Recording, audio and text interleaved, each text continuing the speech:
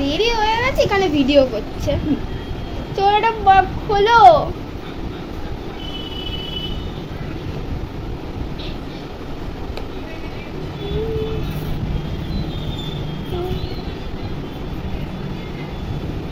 চোখের উপরে দে, ওটাই পাউডার দিয়ে দিবি, জিরা দিলেই হয়ে যাবে। ছোট খুলে এবার। খুলতে বলতে বন্ধ করে রাখছে। দেরি করার মাস্টার। দেরি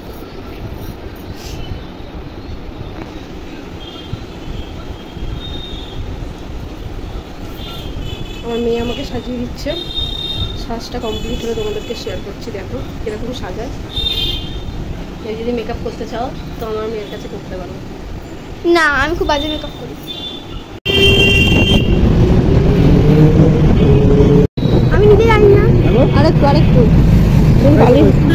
বালি রবীন্দ্রভবন ছিল না? হ্যাঁ হ্যাঁ,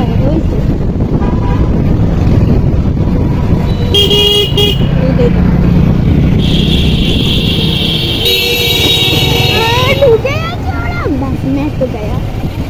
তো মাস্টার ভাই আমার নাম বলবি? না না না, ये तो मैं আচ্ছা আচ্ছা।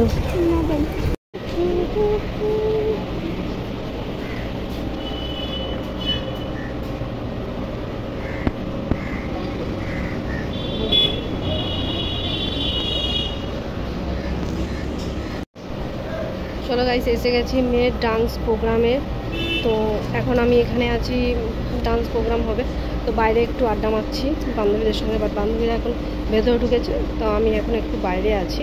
তো তোমাদের জন্য তো ভিডিও দিতে হবে না, সেই কারণে আমাকে বাইরে থাকতে হচ্ছে। তো আজকে পুরো মেকআপটাই আমার মেয়ে করেছে, দেখতে পাচ্ছ কেমন লাগছে পুরো মেকআপটা।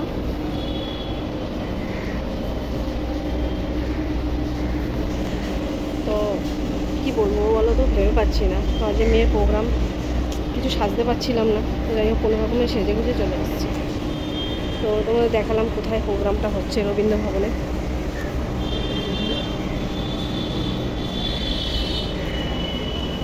দেখতে পাচ্ছ বান্ধবীরা সব গল্প করছে, সঙ্গে আমিও আছি। বাট আমি ভিডিও করছিলাম বলে ওরা আমার সঙ্গে বেশি কথা বলছিল না, মানে রাগ করছিল। তো যাই হোক, পরে আবার আমরা একসঙ্গেই বসেছি। তো কী বলবো বলো তো, এইখানে প্রোগ্রামটা হয়েছে। আর এই দেখো আমরা ঢুকে গেছি এখানে। তো হলটা দেখাচ্ছি, দেখো বিরাট বড় হল। তো আমরা সবার প্রথমে ঢুকে আমরা চেয়ার সেট করছিলাম, দাদা ক্যামেরার সেট করছিল। আমি একটু ভিডিও করলাম, তো সেই কারণে রিলস বানাচ্ছিলাম, তো সেই কারণে আমি ঢুকেছি। আগেই সব বান্ধবীরাও ছিল আমার সঙ্গে। বসে পড়েছি, বসে ভাবছি কী করা যায়। তারপর ভাবলাম বসে রিলসই বানিয়ে যাই।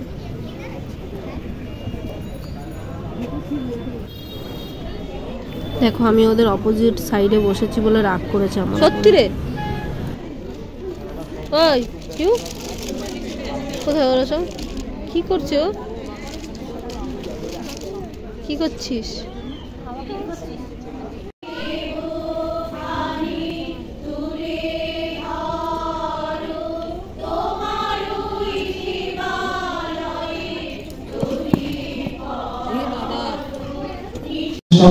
অনুষ্ঠান পরিবেশন করবে একে একে, আপনারা দেখতে থাকুন। আর যেহেতু এই অনুষ্ঠানটা অন্য ধরনের, এবারই আমাদের গেস্ট স্টেজে যারা উপস্থিত আছে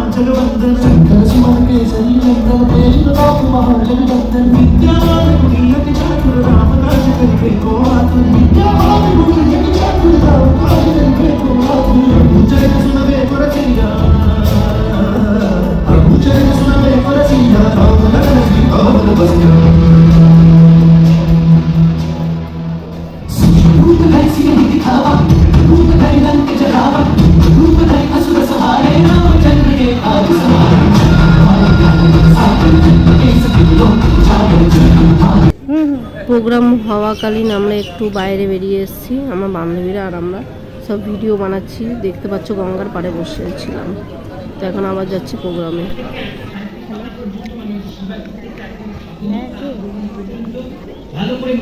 ও হ্যাঁ বলো।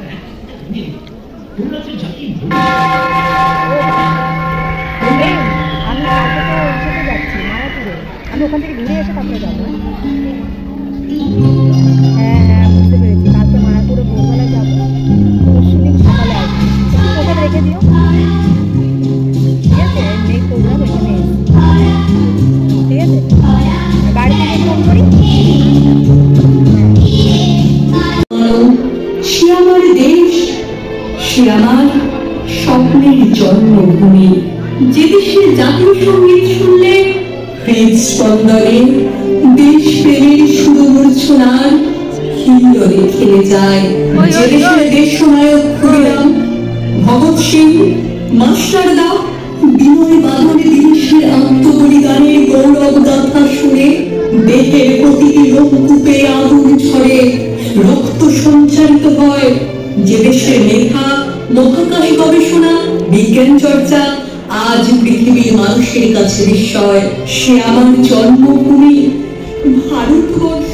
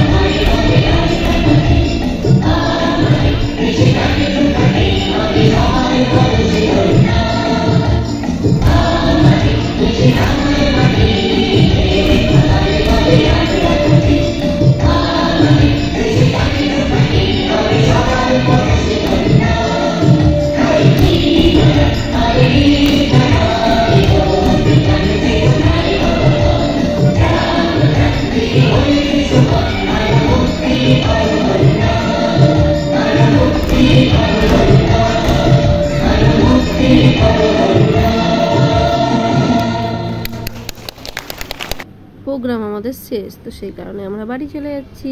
তো গাইজ এখানেই আমি ভিডিওটা শেষ করলাম। Tata bye bye. কাল জন্মাষ্টমী, আবার দেখা হচ্ছে তোমাদের সঙ্গে।